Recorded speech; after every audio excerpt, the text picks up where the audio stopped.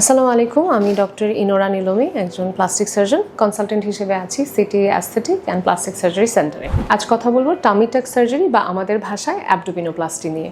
Abdominoplasty একটা খুবই common aesthetic surgical procedure.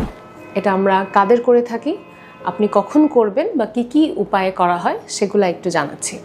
কাদেরকে পাই, সবচেয়ে বেশি কমন হচ্ছে প্রেগন্যান্সির পরে যে তলপেটের চামড়া ঝুলে পড়ে বা নাভিটাও অনেক নিচে ঝুলে পড়ে, সেই পেশেন্টগুলো আমরা অনেক পেয়ে থাকি। এবং আরেকটা ক্ষেত্রে শুধু নারীরাই না, পুরুষও যেমন ওজন কমানোর পর যখন ঝুলে পড়ে অংশটা, তখন আসলে স্বাভাবিকভাবে জীবনযাপন করা বা ডেইলি লাইফে আসলে খুবই প্রবলেম হয়।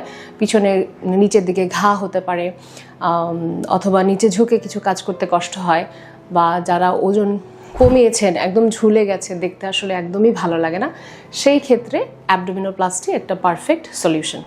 এখন কেন করবেন এইটার ক্ষেত্রে হয়, ধরেন অনেকে ভাবেন যে এক্সারসাইজ করলে কি আমাদের এই জিনিসটা ঠিক হয়ে যেতে পারে। না, এক্সারসাইজ করার পরেও দেখা যায় যে এই যে ঝোলা অংশটা সেটা আসলে ঠিক হচ্ছে না, সেই ক্ষেত্রে আমাদের সার্জারির দিকে যেতে হবে। আরেকটা হচ্ছে আপনার ডেইলি লাইফ যদি হ্যাম্পার হয়। অ্যাবডোমিনোপ্লাস্টি কীভাবে করা হয়ে থাকে, 3 ধরনের উপায় আছে।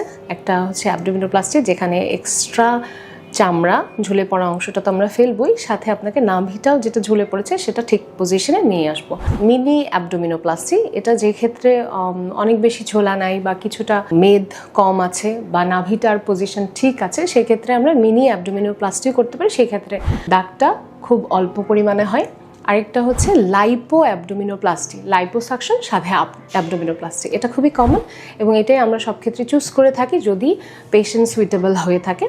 সেক্ষেত্রে কী হয়, আপনার উপরের পেটের মেদ এবং সাইডের যে মেদ আছে সেগুলো আমরা কমিয়ে আনতে পারি এবং তলপেটটাও ঠিক করে দিতে পারি একই সাথে।